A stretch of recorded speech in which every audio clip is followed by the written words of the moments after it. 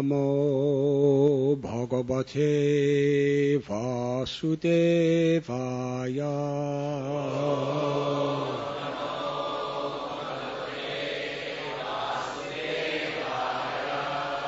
Om Namo Bhagavate Vasudevaya.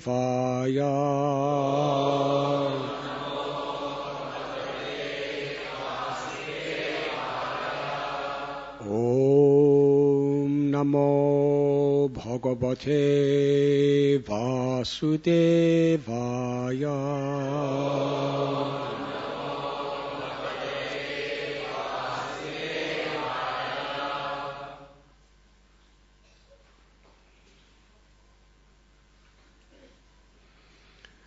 Brahmaratra upabrate Vasudevanumodita Anichantyo Yayurgopya Swagrihan Bhagavat Priya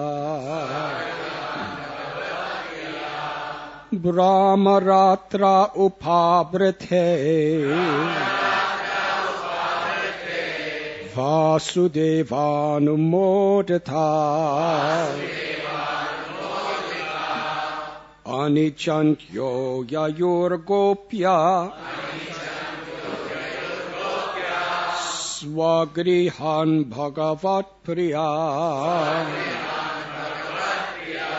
Brahmaratra upabrate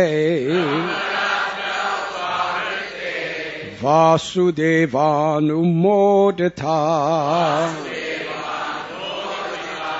Anichantyo Yayurgopya Swagrihan Bhagavat Priya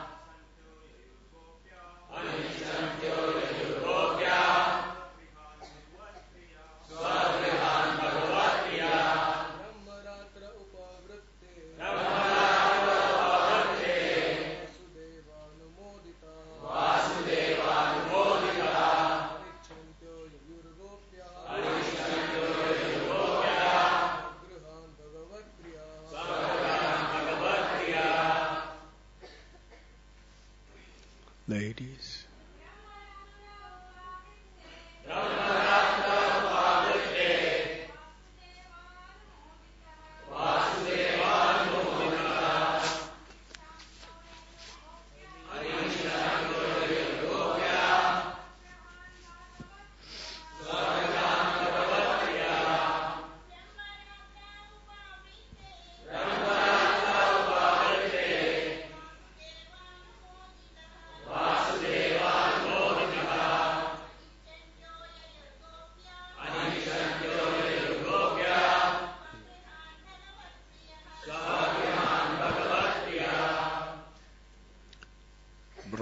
Ratre, the night time of Brahma. Upavrite, being completed. Vasudeva, by Lord Krishna. Anumodita, advised. Anichintya, Anichantya, unwilling. Yayu, went. Gopya, the gopis. Swagrihan, to their homes. Bhagavat, of the Supreme Lord, Priya, the dear consorts. Translation. After an entire night of Brahma had passed, Lord Krishna advised the gopis to return to their homes. Although they did not wish to do so, the Lord's beloved consorts complied with his command. Purport. In the Bhagavad Gita 8:17, Lord Krishna explains, by human calculation, 1,000 ages taken together is the duration of Brahma's one day. And such also is the duration of his night. Thus 1,000 ages entered within a single 12-hour night when Lord Krishna performed his rasa dance. Srila Vishwanath Chakravarti compares this inconceivable compression of time to the fact that many universes fit neatly within the 40-mile range of earthly Vrindavan. Or one may consider that Mother Yashoda could not encircle the small abdomen of child Krishna with numerous ropes, and that at another time he manifested many universes within his mouth. The transcendence of spiritual reality above and beyond mundane physics is concisely explained in Srila Rupa Goswami's Laghu Bhagavatamrita. Evam prabho priyanam cha dhamnas cha samayasya cha avichintya prabhavatadvad atra kinchin nadurgatam. Nothing is impossible for the Lord, his dear devotees, his transcendental abode, or the time of his pastimes. For all these entities are inconceivably powerful. Srila Vishwanath Chakravarti further explains that the word Vasudeva Nimodita indicates that Lord Krishna advised the gopis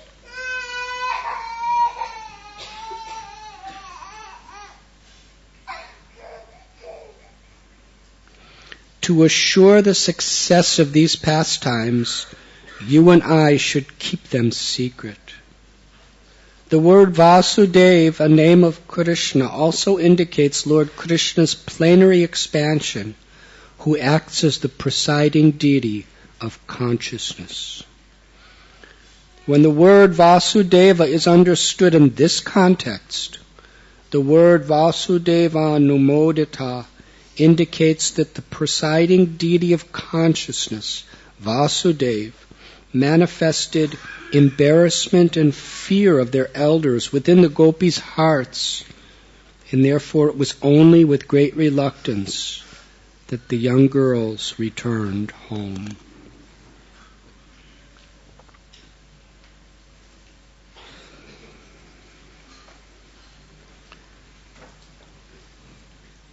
Om Agyantimidandasya Jnananjanachalakaya Chakshurun Militam Jena Tasmai Sri Gurave Namaha.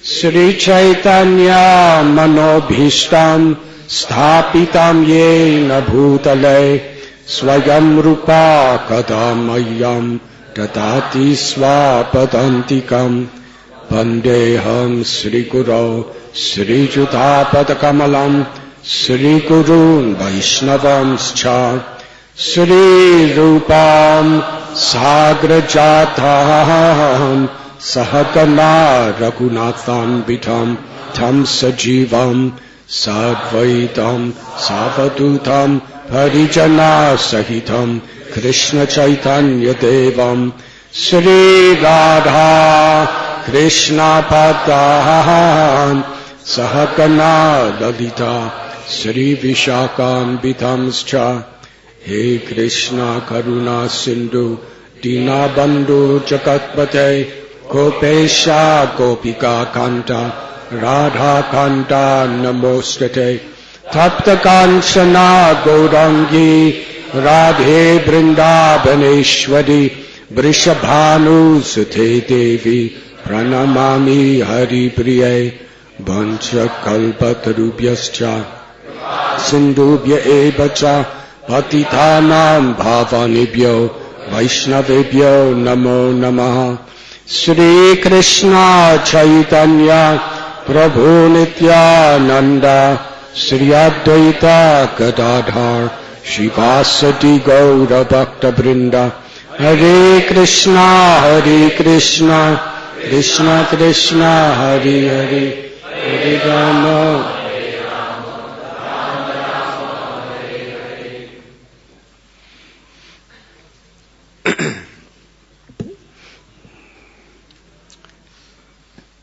After an entire night of Brahma had passed, Lord Krishna advised the gopis to return to their homes. Although they did not wish to do so, the Lord's beloved consorts complied with his command.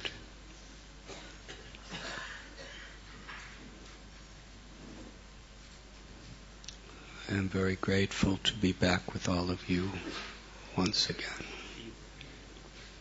Thank you. We are reading from Srimad Bhagavatam, Canto 10, Chapter 33, entitled The Rasa Dance, text 38.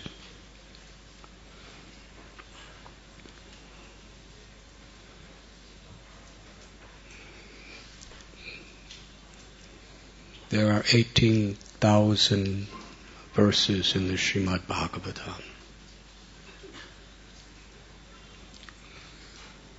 In the very beginning, it is written, Dharma projita kaitavatra parama nirmatsaranam sata. That this cream of all Vedic literatures, the Srimad Bhagavatam, does not take into consideration any goal except the ultimate goal. In all spiritual paths or religions, throughout the world, throughout history, people mainly follow either to improve their economic situation, to increase their ability to enjoy within this world, through pleasures, through health, to gain higher degrees of emotional and physical enjoyment through piety and charity, morality, or seeing that ultimately all these things are disrupted by old age, disease, and death. They desire liberation, moksha. The Srimad Bhagavatam takes what is the ultimate goal for the vast majority of people and calls it Kaitava Dharma,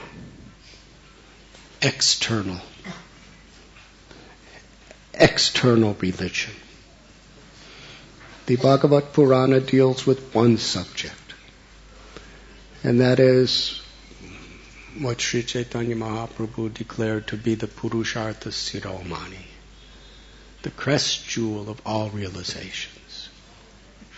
And that is the awakening of the innate, eternal, natural prema, or love of God, love of Krishna, that is within the heart. And to serve Krishna in whatever our field of life may be. Ahoitakiya pratihata, with pure devotion. Savai pung sang paro dharmo yato bhaktir hokshaje. Ahoitaki apratihata yayatma suprasidati. Parikshit Maharaj was a king. He was going to die within 7 days. For him it was an emergency.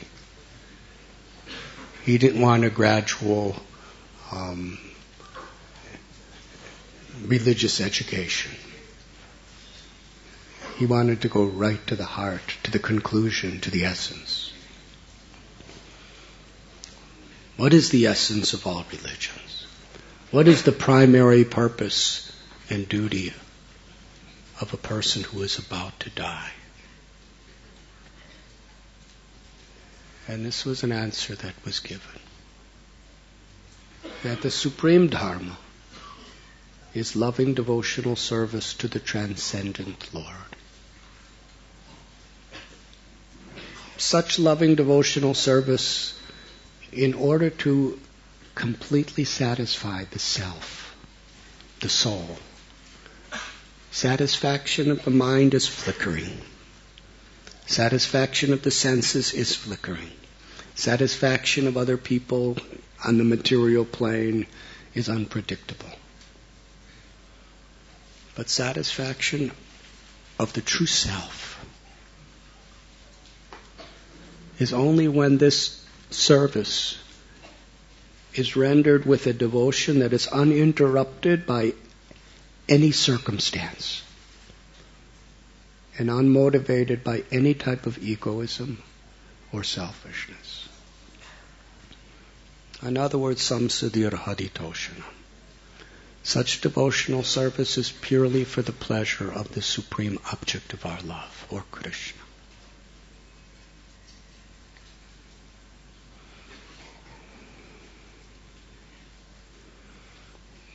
The culmination of the Srimad Bhagavatam is the 10th canto. We read the philosophy of bhakti. We learn in the previous cantos of Srimad Bhagavatam the science of creation. The inconceivable power and potency of the Lord and the various levels of realization. The culmination is to understand Krishna. When that supreme absolute truth descended from the spiritual world into this world to perform pastimes of most intimate love with his own devotees.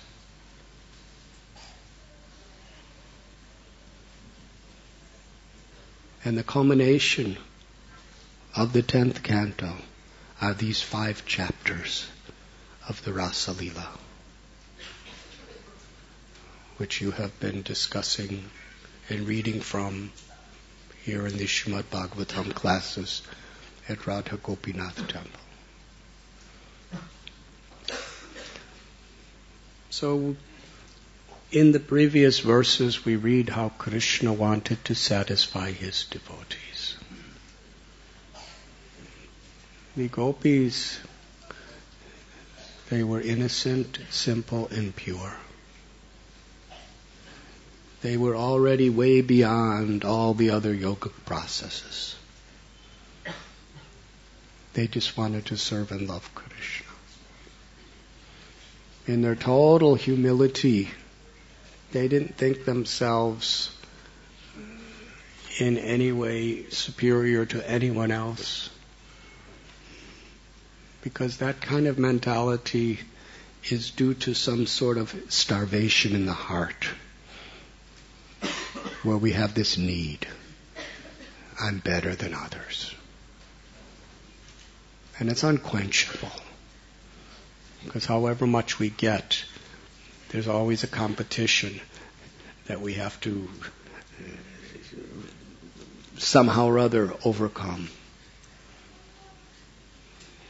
Birth after birth after birth is this insecurity to try to somehow or other attain a superior position, and then against the odds of time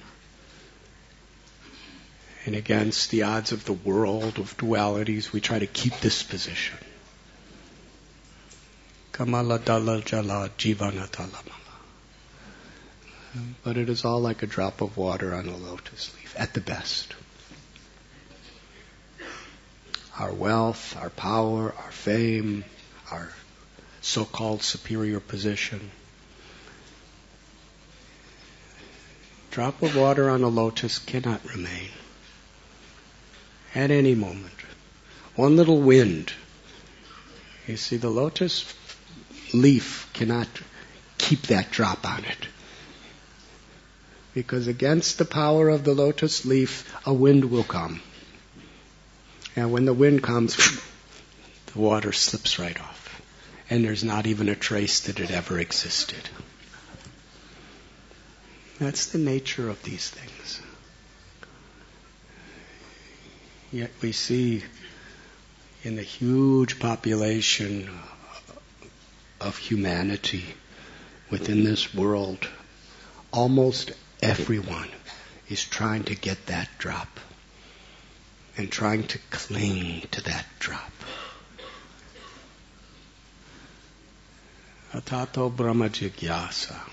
This human life is very special. It's extremely rare. Because in the human life we have the opportunity to realize the eternal treasure of Krishna Prema. The highest, most inclusive liberation. But Maya is so strong.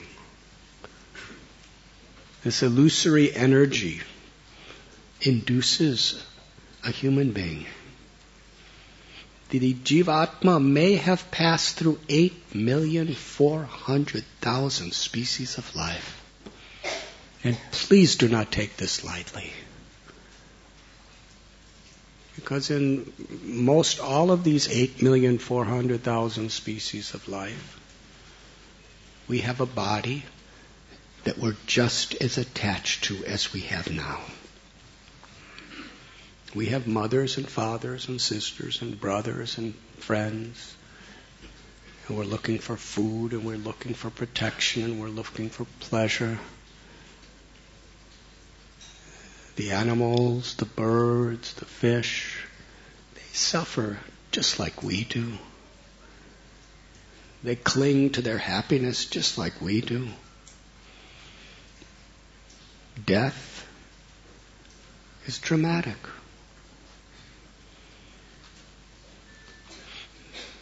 Yesterday, I took an airplane from Patna to Delhi and then changed flights to Mumbai.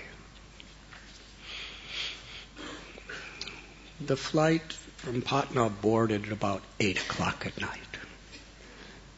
And we had to walk through the tarmac and walk up the steps and go into the airplane. And in the airplane, and I was seated near the front. People like to be in the front. But on this day, what you like to do is the worst thing you could do. Because there were hundreds and hundreds of hungry mosquitoes. Because it was dark outside, it was light in the plane, so all the mosquitoes from all directions, they flew inside the airplane. And they were all near the front. And literally, when you go in the airplane, there was just swarms and swarms and swarms of mosquitoes.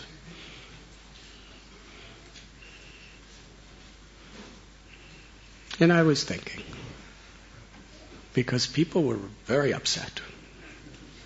There were people who were complaining, I paid so much money for this airplane, and I paid extra to sit in the front, and now I'm getting eaten by mosquitoes. Why don't you people spray the airplane and kill all these mosquitoes? And people were swatting mosquitoes and everything. And I was just thinking that whoever was swatting and whoever was, they didn't even spray, I don't think. Because by the time I reached Mumbai, they were eating me all the way here. But anyways, that mosquito, with no, for most people, devotees are supposed to be different. But for most mosquitoes, when you swap and kill a mosquito, you don't even think twice about it. Yes? But for that mosquito, do you know what a trauma, what a crisis, what a tragedy that is? For something that's not even worth thinking about for a second. That mosquito, the reason he's biting you is because that mosquito is desperately trying to enjoy and maintain its life. He's biting you because he's totally attached to the body he's in and the senses. Now, you may not think it's too significant, the senses of a mosquito. Now, you may not have expected this type of explanation of the Rasa Lila.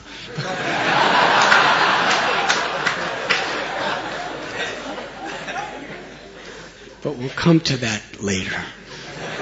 We must approach it with some realization. That little mosquito loves its life. It might have a tiny little brain. I don't even know what kind of brain. The senses are so tiny and small. But us compared to the mosquito, what are the senses of the demigods? What is the brain of the demigods? Compared to the devatas in the higher regions of this universe, our brains and senses are like little mosquitoes. Everything is very relative. So that mosquito is going through a major, major crisis and trauma of death.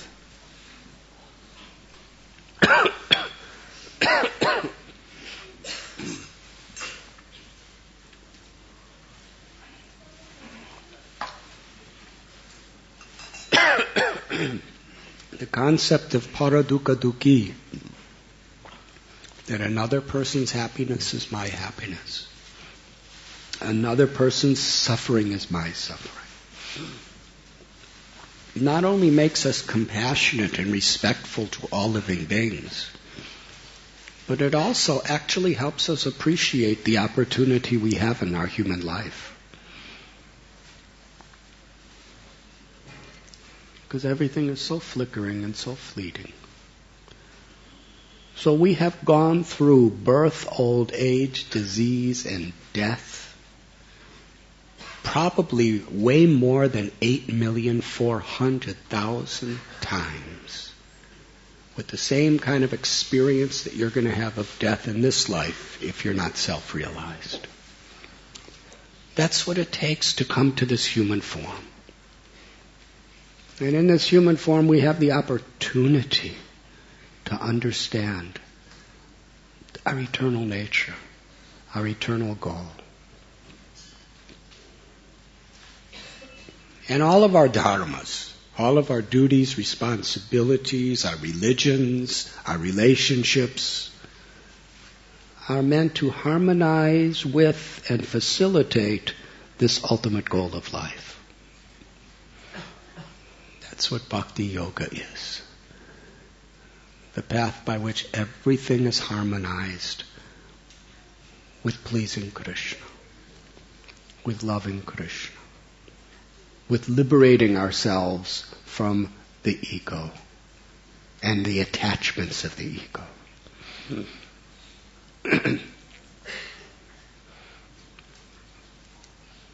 So the gopis, their only desire was to please Krishna.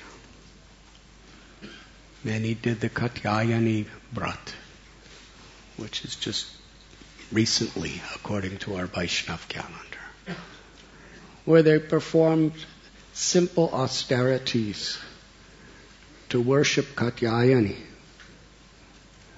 the pleasure potency of the Lord, for the purpose of getting Krishna as their husband. They were very young. They didn't want Krishna as their husband the same way that somebody may like some famous Bollywood person as their husband. Krishna is supremely beautiful, supremely attractive, supreme in every way. But they wanted him as their husband so that they could exclusively, without any distraction or diversion by anyone or anything else in life, serve him and please him. It wasn't for themselves. It was for Krishna. And Krishna performed the incredible pastime of taking the clothing of gopis and ultimately returning it to them and promising them that he will fulfill this desire. On Sarat Purnima, Krishna, through his own inconceivable spiritual potency, he orchestrated the whole of Vrindavan to accommodate the deepest loving exchanges. This is what Vrindavan is in the spiritual realm. Brinda Devi is the supervisor of the various fulfillment of Krishna and Radha's desires. Through orchestrating with the cows and the birds and the trees, and Yogamaya Devi, Purnamasi,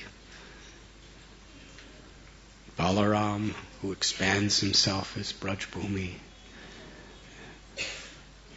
They are all making everything a perfect setting for loving exchanges. How the moon rose. We get some conception of how beautiful it is when the moon rises. But it's rising in Mumbai. And it's a planet called Chandra. But in Vrindavan, this is all the internal spiritual potency of the Lord. Vrindavan is not of this world. That moonrise is Sri Radha, through her potencies of Brinda and Purnamasi and Yogamaya, she is creating the most beautiful possible environment for Krishna's pleasure.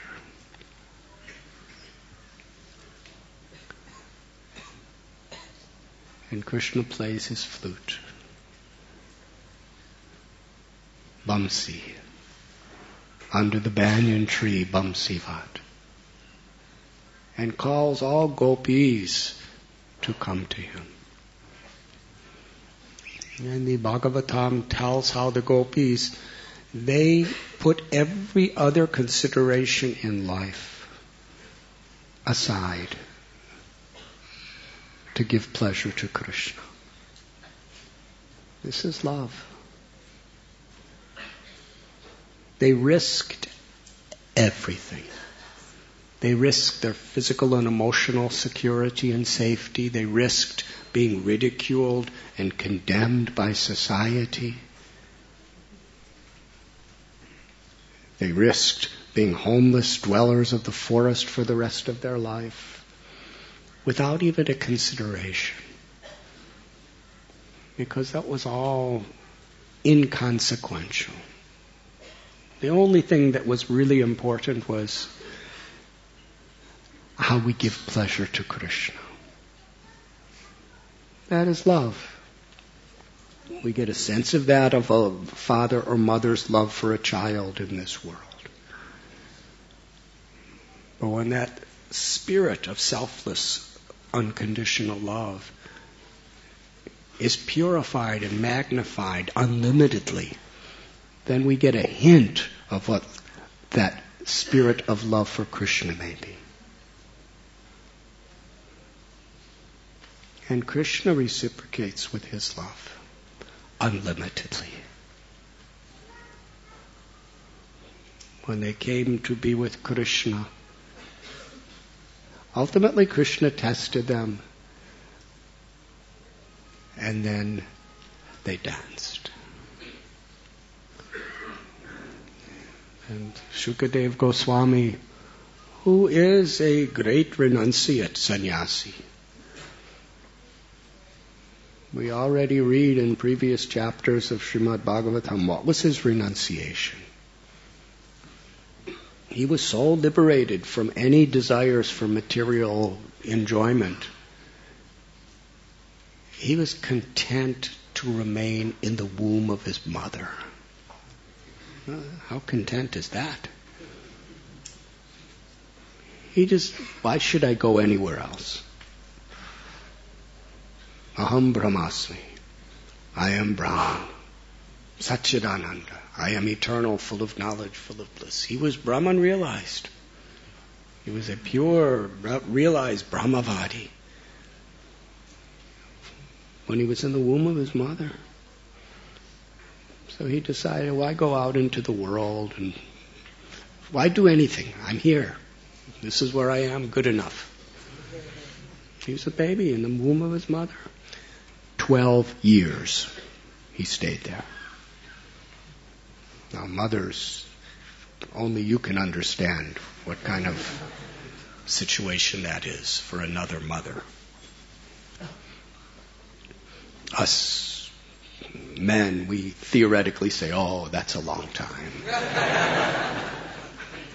But I don't know what it's like, at least in this lifetime, I don't know what it's like. 12 years.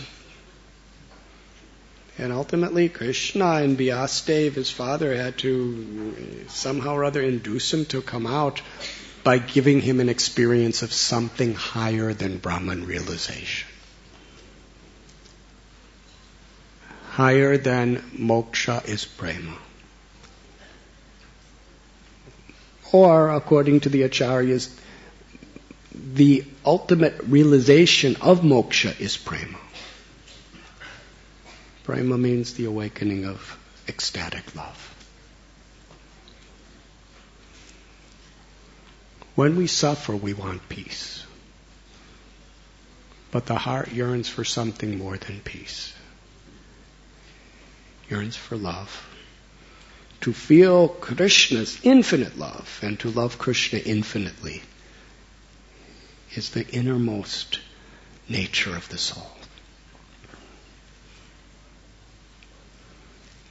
So Krishna and gopis, the rasa lila is the dynamic spiritual expression of that love for each other.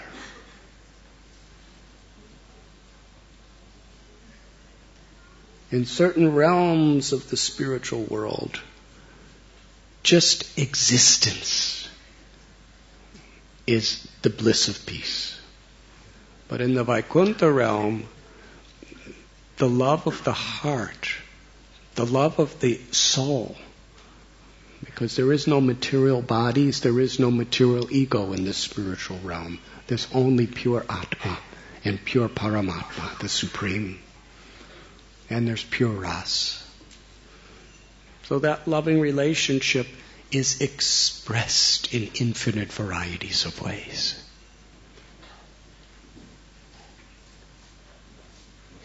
And Krishna danced with gopis. And here we find at the end of the discussion of rasa dance, Shukadev Goswami, this great sannyasi who considers this the highest revelation of spiritual perfection, the Rasa Leela. He's giving us today's verse, just to show us that what he just explained is so transcendent to anything of this world. This dance lasted an entire night of Brahma. What is a night of Brahma? Now, a night for a mosquito is practically almost a lifetime of a mosquito. Yes, mosquitoes don't last that long. What is 100 years for us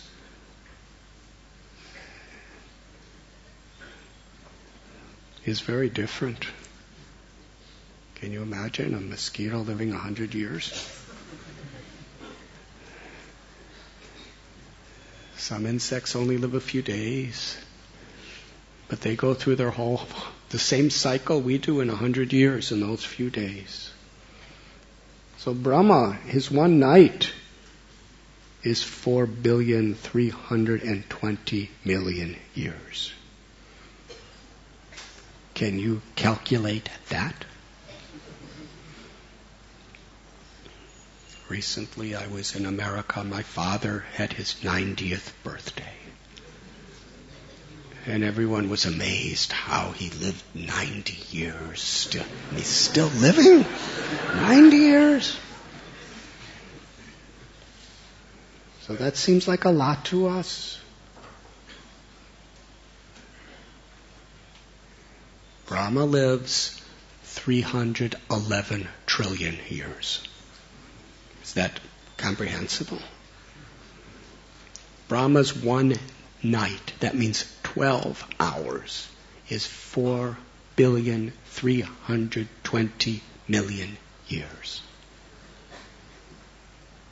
Now we may think this is some type of mythology or analogy or impossible. Well, that little mosquito in the plane last night was probably thinking that my lifespan was inconceivable and impossible. If they were having some katha and they were discussing what analogy is trying to be made that somebody could live so long. So everything is, we have to understand that our conception of what is possible is totally relative to what's possible for us. Yes?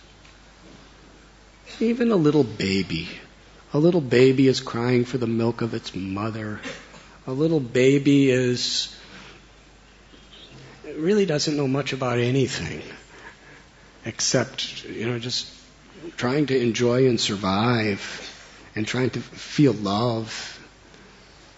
A baby is crying for love ultimately and the protection of love.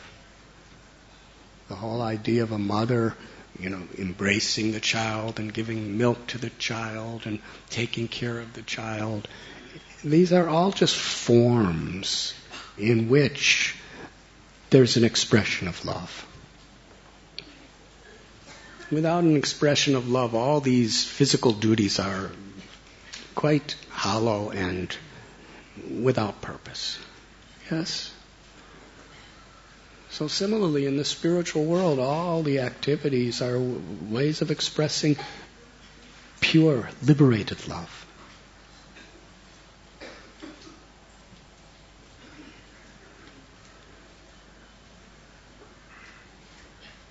So Krishna wanted to show that this Rasa Leela had nothing to do with material existence. And so many people, especially here in India, they take the Rasa Leela to be something like their conception of romance. Yes? Let me have Rasa Leela with you. Yes, you be Gopi, I be Krishna. Yeah. How many people do like that? Or they take it to be something like what you see in the films, the loving attraction of romance. But Shukadeva Goswami is showing how Krishna, it's like an exclamation point. That this has nothing to do with lust. It has nothing to do with material enjoyment. It has nothing to do with what we like to do in this world. It's completely transcendent. The essence is we want to love and be loved. But on the spiritual platform, Krishna had this Ras Leela for 4,320,000,000 years. And he put all that time within 12 hours. Is that possible? Achintya Shakti. For Krishna, everything is possible. It's transcendental. And here we find Vishwanath Chakravarti Thakur giving his examples. That when Krishna was just a little baby, Yashoda put him on her lap and went. He was just an infant. He was so light. He just sat on her lap, and her motherly love expanded so deeply. And there's an expression. Her love was being expressed because her body is a facility to manifest that love. That's spirit, that's bhakti. And it manifested through milk. Her love just wasn't, oh Krishna, you be and I be. Her love was, Krishna, I want to give you something. And the dear most intimate expression of my love now is my milk, to give you happiness. So she opened little baby Krishna's mouth and went to put the milk in his mouth. And she happened to look in his mouth, and she saw the entire universe. His mouth's only this big. She saw the Himalayan mountains. She saw Mount Sumeru and all those bigger mountains from other planets. She saw all the oceans. She saw all living beings. She saw all demigods and humans and all species of life. She saw the modes of material nature. She saw how everything was working. And Krishna's mouth didn't grow. It's not that all of a sudden Krishna had a huge mouth and Yashoda was just looking at this mouth. His mouth was only this big, maybe 3 inches in diameter, the most. And yet, millions and millions of miles of oceans and mountains and outer space and planets were within it.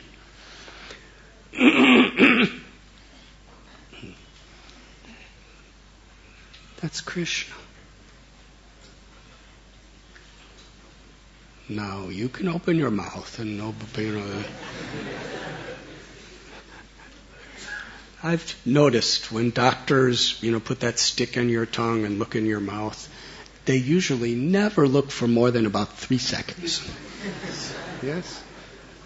Because it's not a very nice thing to see, actually. Sometimes when they do that, I'm thinking, why don't they look thoroughly? They just go,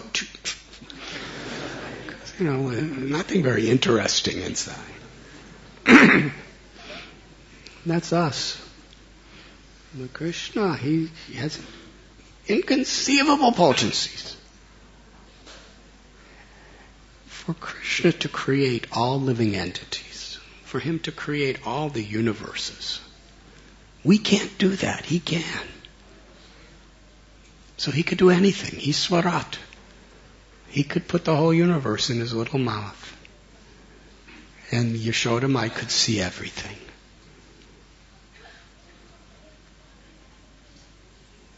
She was looking in his mouth and seeing within his stomach was the whole cosmic manifestation. And he didn't get fat. He just remained little baby Krishna. Everything is inside Krishna by Krishna's will. And by Krishna's will, nothing is outside of Krishna. To Arjuna, he manifested the Virat Rupa. Yashoda Mai saw everything within little baby Krishna. And to Arjuna, he saw everything, Krishna's form expand to cover the whole universe and beyond. And that same Virat Rupa, who is an expansion of Krishna, Yashoda Mai, she tied a rope around him and bound him. And Krishna was crying. Krishna was crying that now I am bound by my mother and I'm helpless. That is Krishna's will. So for Krishna to put 4,320,000,000 years within 12 hours, it's not impossible. It's beautiful.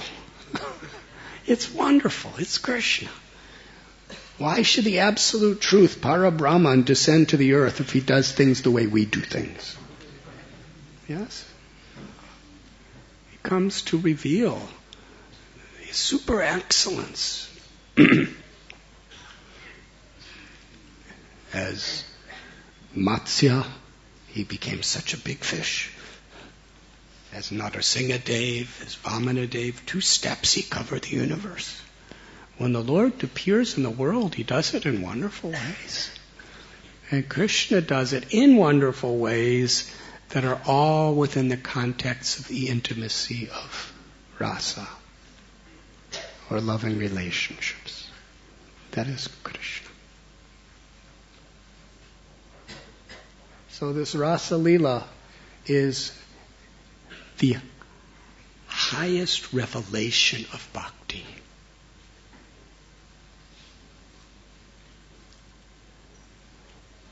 And in order to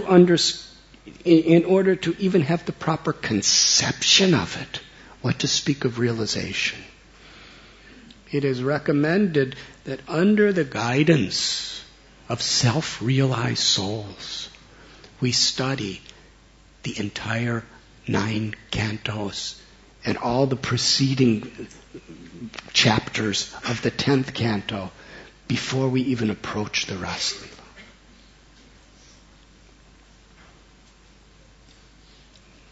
The 700 verses of Bhagavad Gita begin with the fundamental conception of who am I? What is this body? What is the soul? What is material nature? What is God? What is karma? What is death? And it culminates with surrendering to Krishna. Always thinking of Krishna. Srimad Bhagavatam begins where Bhagavad Gita concludes. And in Srimad Bhagavatam, it begins with such incredible stories. The sages of Naima Sharanya, the greatest rishis on the whole planet, are so worried about humanity. They see Kali Yuga coming and they see what's happening before their eyes, and they could look into the future of what's going to be. And with deep, deep compassion, they want to know the essence. What is true religion? What is true dharma? What is the perfection of life? How to reach it? They inquire from Sutta Goswami. And he explains about his previous experience of being under a banyan tree on the bank of the Ganges, where he witnessed Shukadev Goswami speak to Parikshit Maharaj. And all the sages and rishis of the universe practically were there to hear that katha.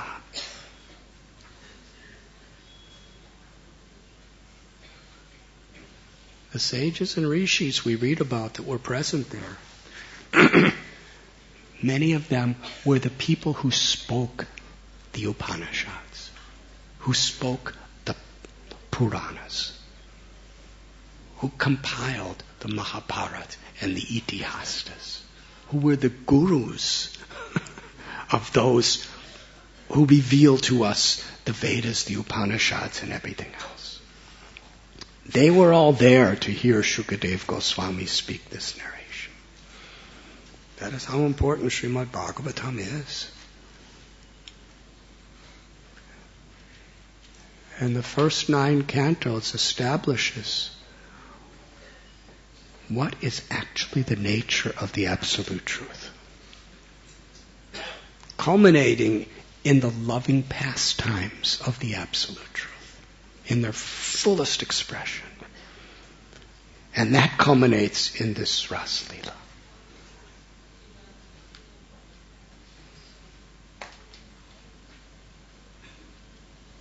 Today is the disappearance day of Devananda Pandit. And I will end class by speaking something about this day, which is so relevant to the subject of the Srimad Bhagavatam and the Rasa Lila. Why is it on the Vaishnava calendar? Because Krishna had unlimited associates. But on our Vaishnava calendar, there's the appearance day of Sri Radharani. There's the appearance day of Lalita Saki. There's a few appearance days like that of Krishna's unlimited associates. And in Krishna Lila and Ram Lila, directly, we do not find any disappearance days. We only have Janmastami, Radhastami, Ramnomi, Varahadvadasi, Narasimha Chaturdasi, Vamanadvadasi, Nityananda Trayodasi, Advaita Charya's appearance day. There's no disappearance days. But among the devotees of the Lord, especially of Sri Chaitanya Mahaprabhu, because Lord Chaitanya, he has an appearance day, but there's no disappearance day. But among his devotees, his loving associates, among the unlimited associates there was, there's just a handful of people that we actually honor and celebrate and meditate upon their appearance and disappearance days. Now, obviously, the 6 Goswamis, Rupa, Sanatan Goswamis, Raghunath Das Goswamis, other very, very prominent acharyas who provided so much literature and so much example and so many incredible pastimes with the Lord. But Devananda Pandit, we only find him really mentioned a couple times. Why is it that the acharyas have focused and given so much attention that even almost 500 years later, we're still every year commemorating Devananda Pandit? Because his story is such a vital lesson for us to understand what we are speaking about this morning. What is Srimad Bhagavatam? What is Krishna Lila?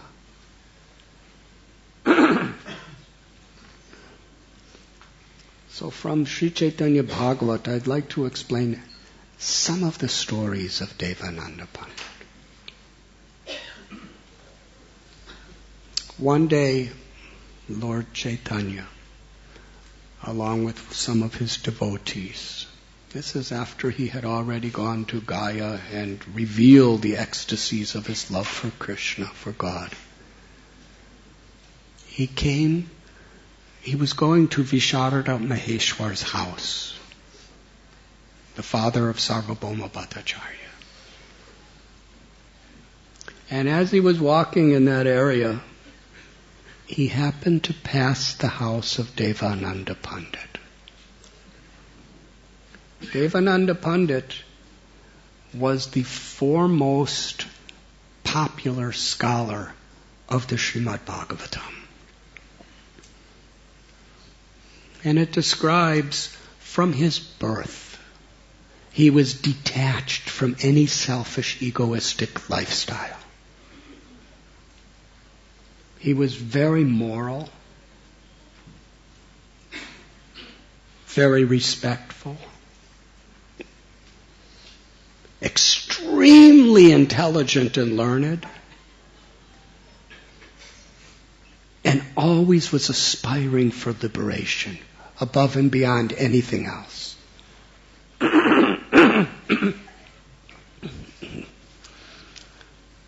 But he had no conception of devotion. So he was speaking Srimad Bhagavatam in many fascinating ways, scholarly ways, and allegorical ways that mesmerized people. But there was no talk about true love, true bhakti. When Lord Chaitanya heard him, he wanted to teach the world a good lesson. So he said, why is this ignorant person speaking from Srimad Bhagavatam? He's missing the entire purpose of the Srimad Bhagavatam.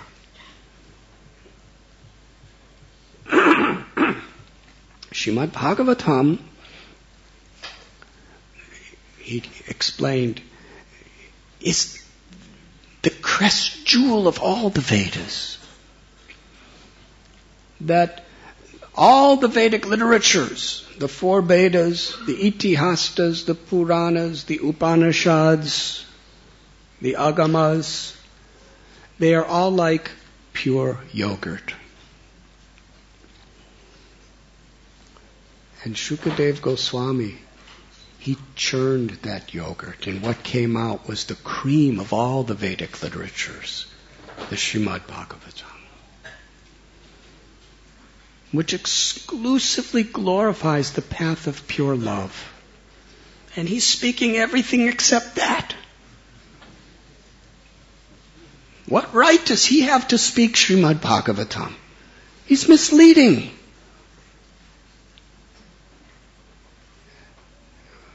Devananda Pandit could hear it, but he didn't care anything for that, because he was a very, very famous, popular scholar.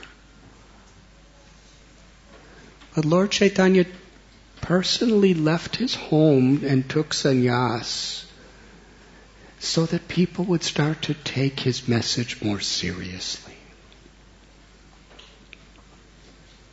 Because previously they just considered him one of them, which he was happy to mix as one of them, but they weren't understanding his purpose, his message, his gift. After Lord Chaitanya left,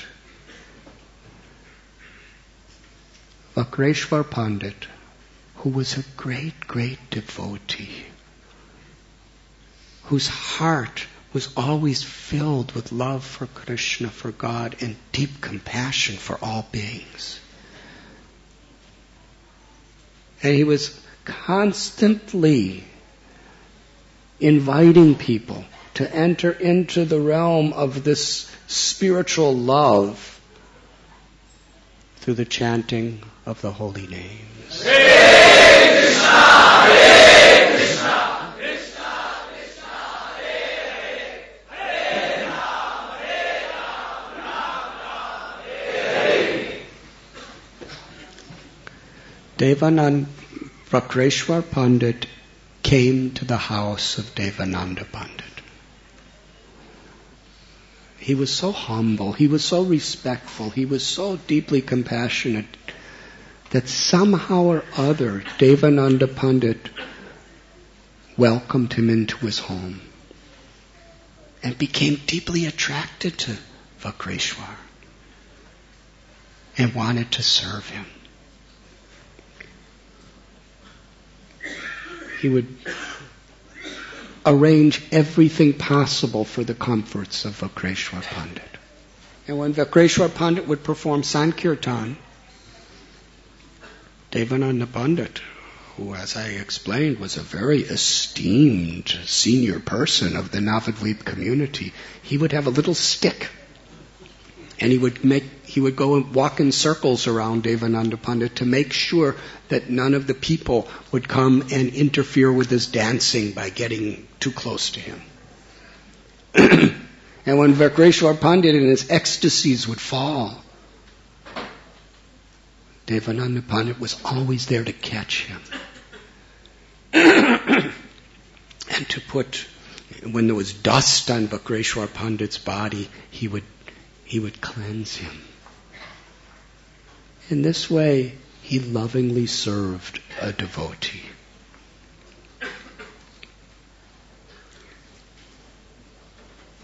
Vrindavan Das Thakur quotes from Srimad Bhagavatam that if a person serves the Supreme Absolute Truth, one may get love of God. Well, if one sincerely serves a devotee of the Supreme Lord, then one will certainly get love of God.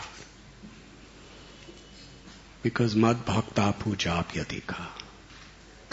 Krishna gets more pleasure when we serve those who love him than when we serve him directly. So because Devananda Pandit became attracted to serving a great soul and become attached to this great soul, Devananda, he actually could understand in his heart that Lord Chaitanya is Radha and Krishna who have appeared in one form, the Param Brahman, to reveal the highest treasures of love to the world. And he felt so bad because previously he was so negligent and so offensive to the Lord and his devotees. Even though Lord Chaitanya was performing kirtan at the house of Srivas, and he was having kirtan with millions of people to Chand Kazi's house, and he was doing kirtans all over Navadvip, all those years, Devananda Pandit never even bothered to go to him because he had a certain pride of his own conceptions and his own scholarship of Bhagavatam. And here the personification of Bhagavatam was right there in his town, and he could not recognize it. But now, after serving a devotee, he recognized it. And Sri Chaitanya Mahaprabhu, after taking sannyasi, came back to Navadvip on his first trip to Vrindavan and stopped in Kulia, one of the islands, Kolhapur. And there, millions of people were coming to get his darshan. Among them, Devananda Pandit was one. Lord Chaitanya allowed him to come personally into the home he was staying of Madhava Das.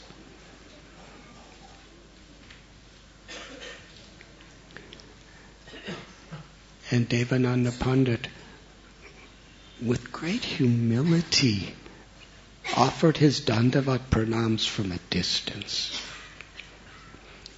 Sri Chaitanya Mahaprabhu saw him and said, Devananda, because you have served the great devotee Vakreshwar Pandit, please come to me. I am yours. And then Lord Chaitanya with his own mouth began to glorify his devotee. He said, Vakreshwar Pandit is such a lover of Krishna. Krishna's favorite residence is in the heart of Devananda Pandit. Wherever Devananda Pandit chants kirtan and dances, Krishna personally is dancing with him. Wherever Vagreshwar Pandit shows his compassion, all of Krishna's compassion is manifesting through him. All the holy places of pilgrimage are present wherever Vagreshwar Pandit dances and chants the holy name. Hare Krishna, Hare Krishna, Krishna Krishna, Hare Hare, Hare Ram, Ram Ram, Hare Hare. Because you have served and appreciated this great devotee who is so dear to me, you are relieved of all your sins, you are cleansed of all your offenses, and I am your property. Please come to me. Devananda Pandit was so humble. He said, I've been so offensive. I've done so many wrong things. But you have delivered me. But my whole life is speaking Srimad Bhagavatam. Please tell me, how should I explain the Srimad Bhagavatam?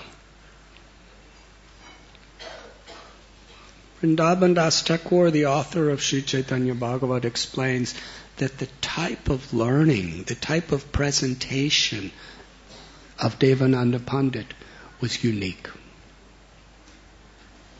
Of all the scholars in Navadvip, and it was the high seat of learning for the whole India at the time, there were only a few who had the scholastic merits and the power to speak as Devananda Pandit. And yet, now he has become more humble than a blade of grass. He's willing to offer all respect to others and none in return.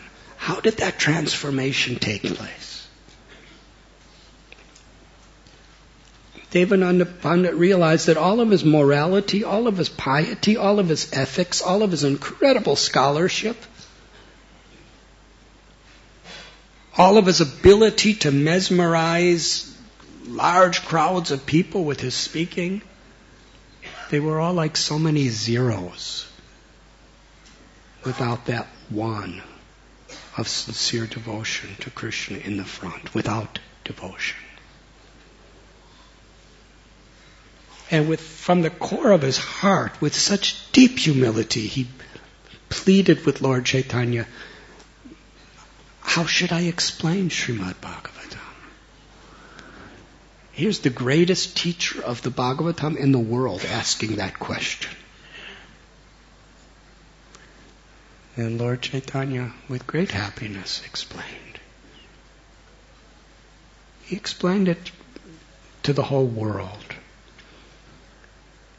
He said Srimad Bhagavatam should be explained in relation to pure unalloyed devotion between the Jivatma and Krishna.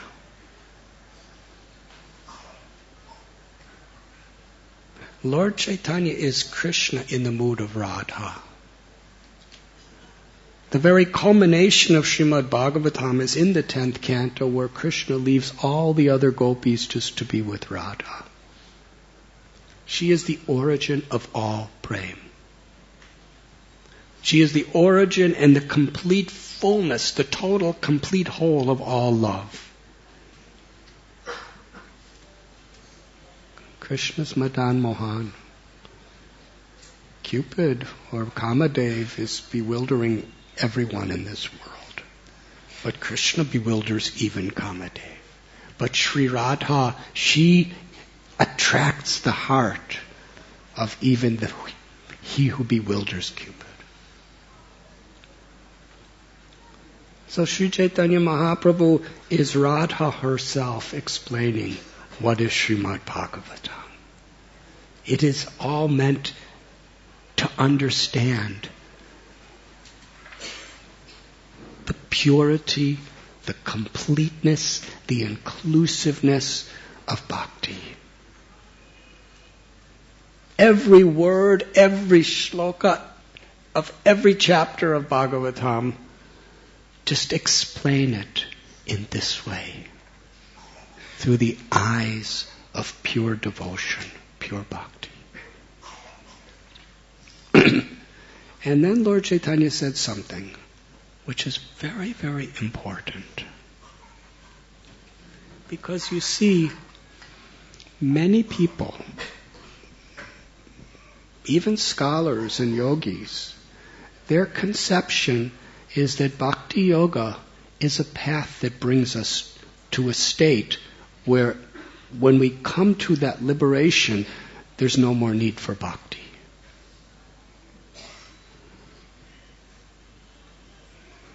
It's like if you have a map and you have a car and you go to a place and you get out of the car and you don't need your map anymore, you're there.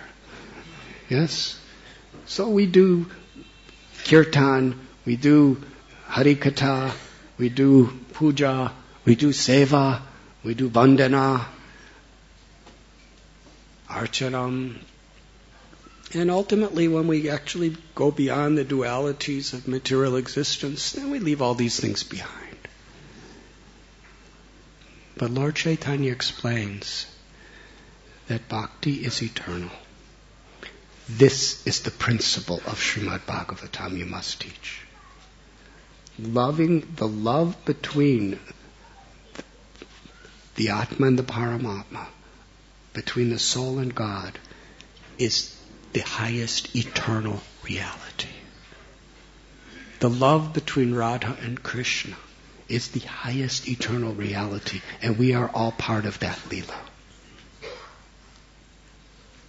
He explained that Matsya appeared within this world. Varaha appeared within this world. All these great incarnations appeared within this world.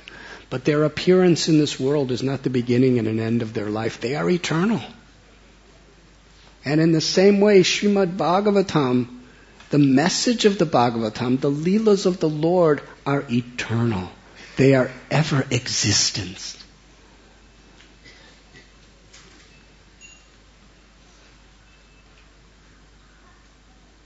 Whenever you speak Srimad Bhagavatam, explain about the eternal nature of bhakti.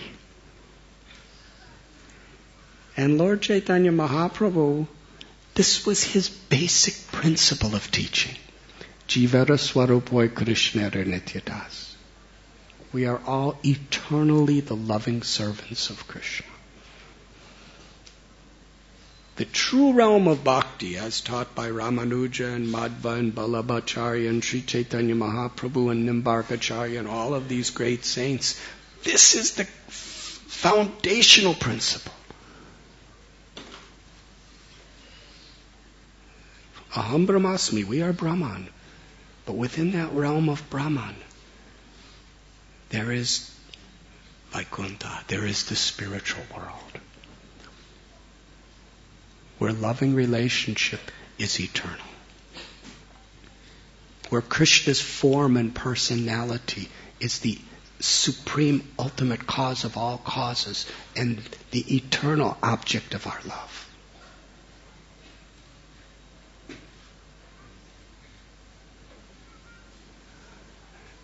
When we begin to enter into this understanding of the value and the glory of devotion, then we can get a hint of entrance into the Rasa Leela.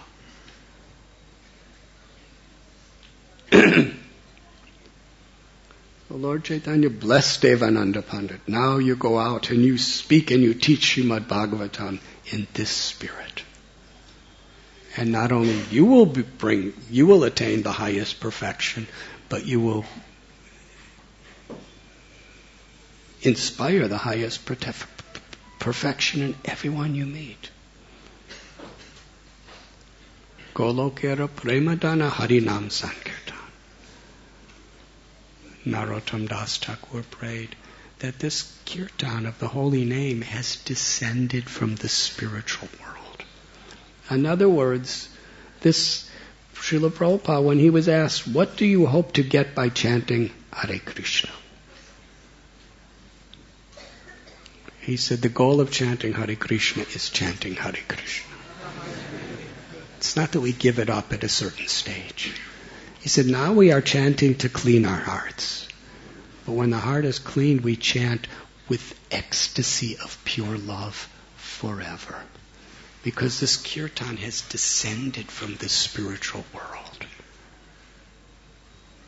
where there is no ego, where Krishna is fully in the center of everyone's hearts, and everyone is totally harmonized with love for each other because their life is dedicated to serve Krishna. Sri Chaitanya Mahaprabhu brought to this world the eternal pastimes of the spiritual world. Jivve pipa swami tamata deva govinda damodara madhaveti. The gopis, the gopas of Vrindavan, whatever they're doing, they're singing the beautiful names and glories of Krishna.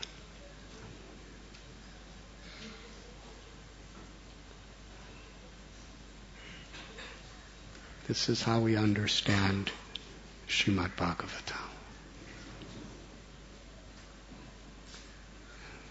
Thank you very much.